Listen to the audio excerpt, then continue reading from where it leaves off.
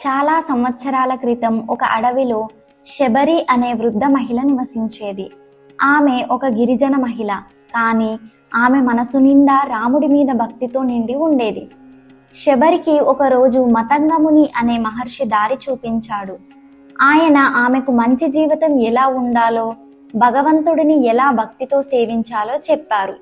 ఆయన మరణించేటప్పుడు ఒక మాట చెప్పారు: ఒకరోజు శ్రీరాముడు నిన్ను కలవడానికి వస్తాడు, నీవు ఆయన కోసం వేచి ఉండు అని. అప్పటి నుండి శబరి రోజూ రాముడి కోసం ఎదురు చూసేది. సంవత్సరాలు గడిచాయి, కానీ ఆమె ఆశను కోల్పోలేదు. ఆమె చిన్న కుటీరంలో ఉండేది. ప్రతిరోజు దారిని ఊడ్చి శుభ్రం చేసేది.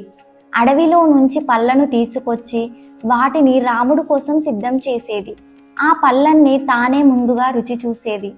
ఎవరూ పాడైన పండ్లు తినకూడదు కాబట్టి తీపిగా ఉన్న పళ్ళను మాత్రమే పెట్టేది.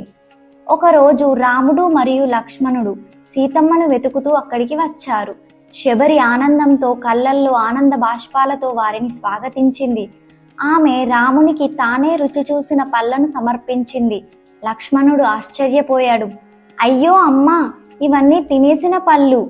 కానీ రాముడు చిరునవ్వుతో చెప్పాడు, ఈ పళ్ళల్లో ప్రేమ ఉంది, ఇవే నాకు అత్యంత మధురమైనవి అని. శబరి ఆనందంతో తల్లడిల్లిపోయింది. ఆమె స్వప్నం నెరవేరింది. రాముడిని చూచింది, ఆయనకు పళ్ళు సమర్పించింది. భగవంతుడికి మన భక్తి శుద్ధంగా ఉండాలి. మనం ఇచ్చేది ఎంత గొప్పదో కాదు, ఇచ్చే మనసు ప్రేమతో నిండితే అదే మహాప్రసాదం అవుతుంది.